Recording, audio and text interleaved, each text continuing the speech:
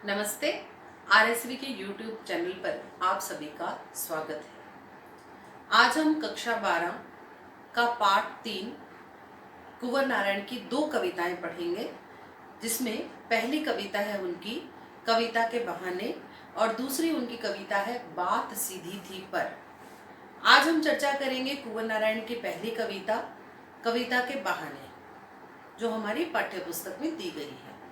कविता के बहाने कविता के माध्यम से कवि ने कविता और फूल, कविता और चिड़िया, कविता और बच्चे के बीच संबंध स्थापित किया है। कवि कहते हैं कि जिस तरह चिड़िया उड़ती है उसी तरह से कविता भी शब्दों के पंख लगाकर उड़ती है। कवि कहते हैं कि जिस तरह फूल खिलता है उसी तरह से कविता भी खिलती है, यानी कविता की रचना की जाती है। जिस तरह बच्चा सभी को एक कर देता है उसी तरह से कविता भी सभी को एक कर देती है। आइए कविता को विस्तार से पढ़ते हैं। कविता एक उड़ान है चिड़िया के बहाने। कविता एक उड़ान है चिड़िया के बहाने, कविता की उड़ान भला चिड़िया क्या जाने। बाहर भीतर इस घर उस घर, बाहर भीतर इस घर उस घर, कविता के पंख लगा उड़ने के माने, कविता के पंख लगा उड़ने के माने, चिड़िया क्या जाने। देखिए, कविता एक उड़ान है चिड़िया के बहाने। जिस तरह से चिड़िया एक उड़ान भरती है, चिड़िया आकाश में उड़ती है, उसी तरह से कविता भी शब्दों के पंख लगाकर कल्पनाओं की उड़ान भरती है। कवि कहते हैं कविता की उड़ान भला चिड़िया क्या जाने। कविता की कोई सीमा नहीं है, कविता के लिए विषय की कोई सीमा नहीं है, लेकिन चिड़िया की ऊंचाई की, चिड़िया के उड़ने की ऊंचाई की एक सीमा होती है।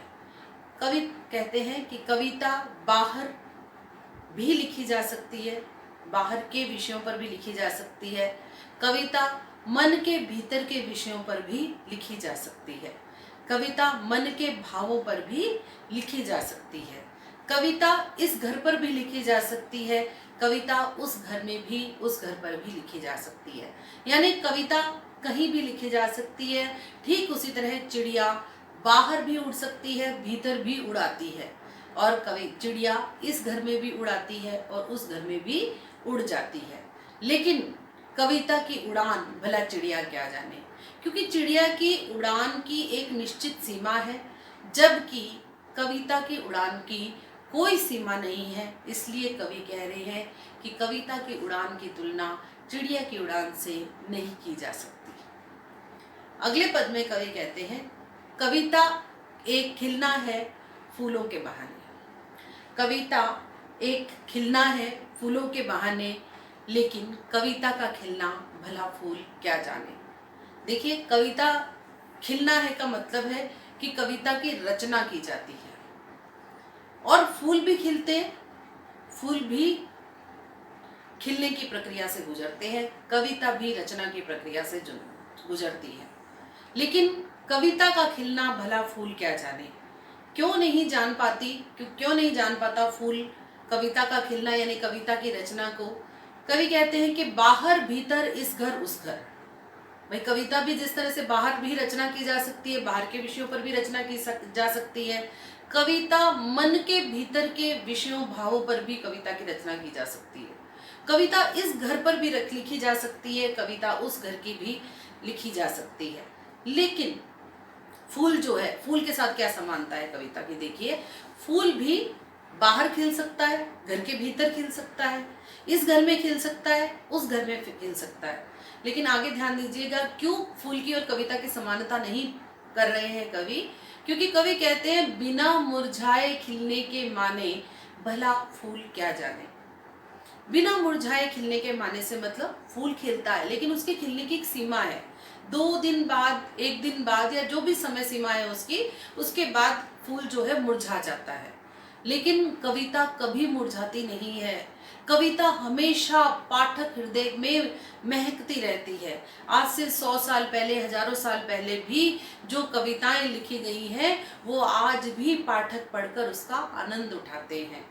इसलिए कवि कहते हैं कि कविता का खिलना भला फूल क्या जाने, यानी कविता जिस तरह से खिलती है उस तरह से फूल नहीं खिल सकता। कविता को एक यात्रा बताई गई है। कविता जो है प्रकृति से लेकर बच्चे तक की यात्रा। अब देखिए अगला, कविता एक खेल है बच्चों के बहाने।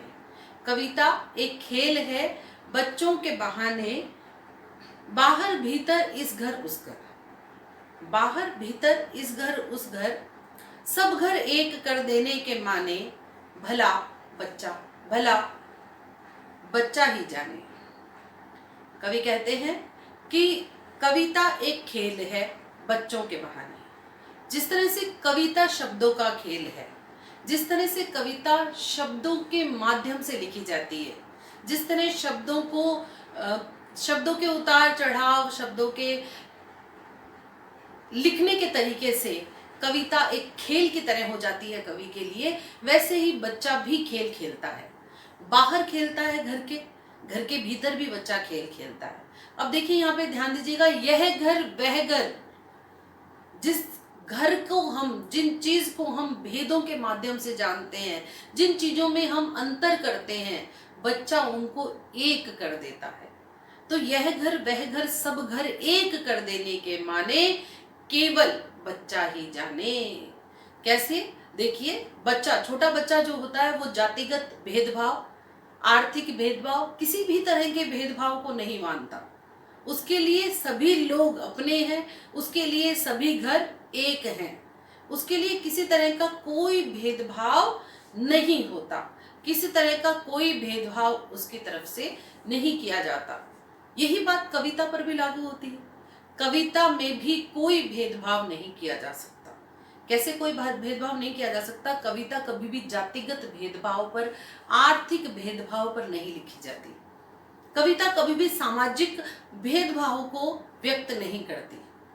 कविता को पढ़ने वाले पाठक जो है वो कविता को पढ़ते हैं और पढ़कर आनंद लेते हैं। किसी भी तरह की कोई कविता अगर सामाजिक भेदभाव पर लिखी जाती है तो वह कविता नहीं है।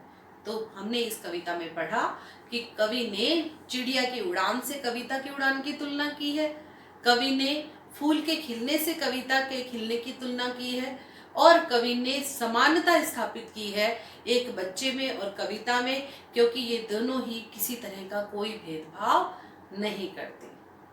अगली कविता है हमारी बात सीधी थी पर, जिसे हम पढ़ेंगे नेक्स्ट वीडियो में।